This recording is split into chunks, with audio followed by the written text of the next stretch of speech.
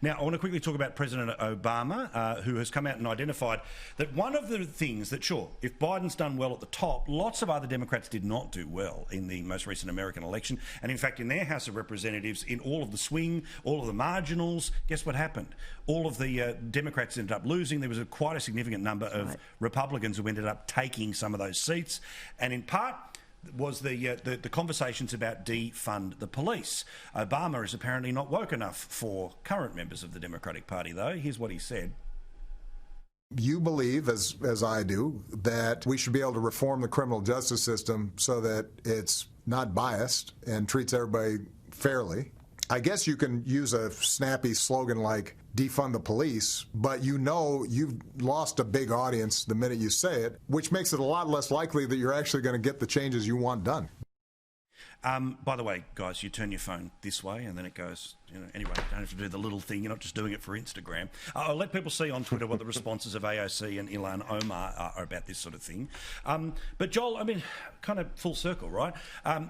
There are those that believe that the Twitter sphere is the windsock of where real people are, and certainly the opinions of Twitter, when you push everything down to just 2 sentences, they end up becoming defund the police versus all of the different nuances that exist. But who really has the strength in centre-left politics at the moment? Because it feels like that the Squad have got more power than Obama, even though Obama, yes, of course, former president, all the rest of it, the actual membership of his party, if the crazies didn't turn up, they wouldn't have won the elections that they did.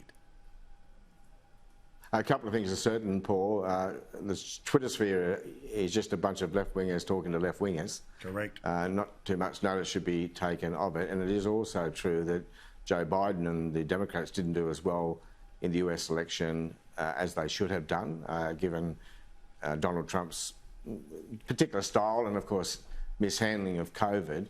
But what this highlights again for me is that large group of people who are always trying to put the perfect in front of the possible. And, this has been part of the climate change debate here. People want to have the best climate change policy in the world, but there's not much point to it if it stays in the top drawer after every election.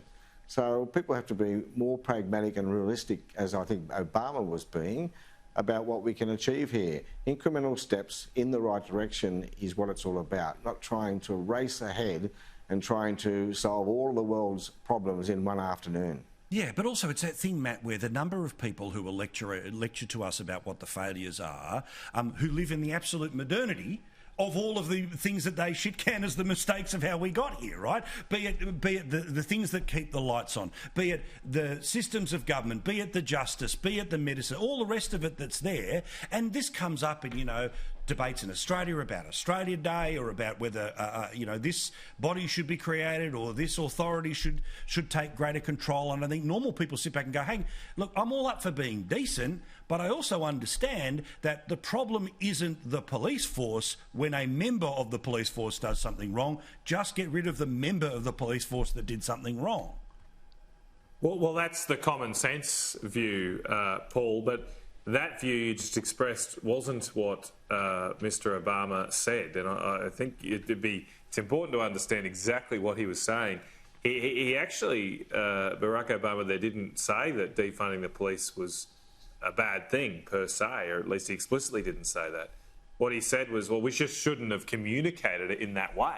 and I think, you always got to be a bit careful here that they say, we still, we want to do these things, but where some of the best left-wing politicians succeed is they hide their radical agenda through otherwise seemingly conservative or reassuring language. Kevin Rudd was the master of it. He presented himself as the safer, or younger, I should say, version of John Howard.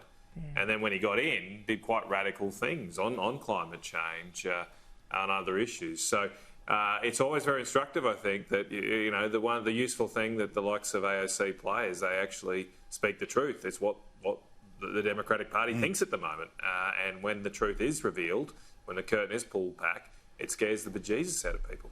Well, they actually want a socialist revolution. They do, yeah. They want to destroy the existing culture and the existing society, and up from that will rise their idea of utopia, which they, of course, will run.